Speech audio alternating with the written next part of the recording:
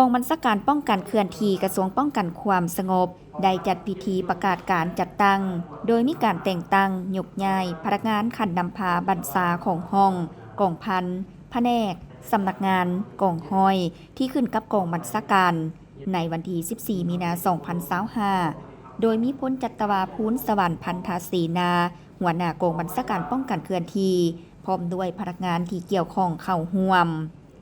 พันโทสุรินทร์จันทราชรองหัวหน้าห้องการเมืองกองบัญชาการป้องกันเคลื่อนที่ได้ผ่านข้อตกลง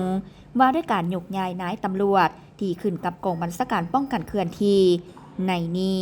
ยกย้ายพันโทบัวพันธ์ดวงสอนจากศูนย์ฝึกอบรมวีซ่าเฉพาะครบวงจรไปรับหน้าที่ใหม่อยู่ห้องการเมืองพันโทคำไพพรหมมาลา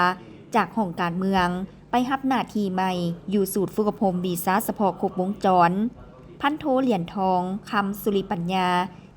จากกองพันสลายการประท้วงไปรับหน้าที่ใหม่อยู่ห้องการกองบัญชาการพร้อมทั้งผ่านข้อตกลงแต่งตั้งนายตำรวจที่ขึ้นกับกองบัญชาการป้องกันเคลื่อนที่เป็นหัวหน้าห้องกองพันมีคือพันโทแสงพรพรหมีไซเป็นหัวหน้าห้องการกองบัญชาการพันโทเหรียญทองคำสุริปัญญาและพันโทนางควงแสงธรรมวงศ์เป็นห้องของการกองบัญชาการพันโทบัวพันธ์ดวงซ้อนเป็นหัวหน้าห้องการเมืองพันโทวลือหานน้ำขลักเป็นห้องพลาธิการพันตีสุวรรณธรอุ่นลาสีเป็นห้องกองพันสลายการประท้วง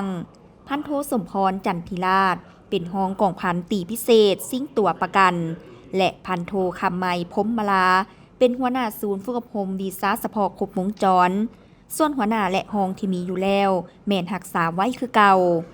นอกนี้ยังได้ประกาศแต่งตั้งนายตำรวจคันหัวหน้าและห้องแผนกสำนักงานกองห้อยของบรรดาห้องกองพันที่ขึ้นกับกองบัญชาการป้องกันเคลื่อนที่จำนวน 42 สหาย